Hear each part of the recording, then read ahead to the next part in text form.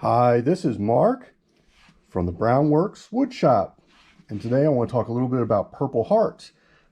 It's a wood I use in my projects. Kind of popular. It's definitely a unique color, and actually different types, different ages of the wood, you get different colors. It changes color pretty quickly. Like this piece here, there was actually another piece sitting over top of it. So this more purplish was exposed where this brownish was covered up. So a really strange result. Most woods will darken with age. You put some type of finish or oil on it, it will again darken the wood. This is raw. This is newly cut. So you see it's a lot later.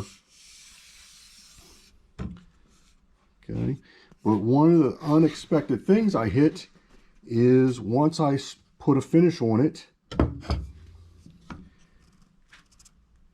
these are both Purpleheart grips made out of the same piece of Purpleheart and made at the same exact time.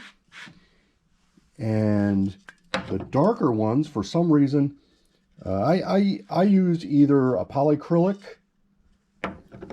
and sometimes I'll use the Lacquer. These are both semi-gloss, clear semi-gloss. 99% of the times I'll use Polycrylic. Polycrylic gives you more of a, it's more of a plastic rubber type of feel to it. So on the grips that I make, that gives you a little bit better texture. Even with smooth wood grips, it gives you a good texture on the wood. So I'll normally go with the Polycrylic, but when I put the Polycrylic on this Purpleheart, it darkened it up almost to a dark brown. And I wasn't quite expecting that. So made a second pair and then coated the finish coat. I put the lacquer on it. Same clear semi-gloss lacquer or finish. And you get a big difference in the coloration.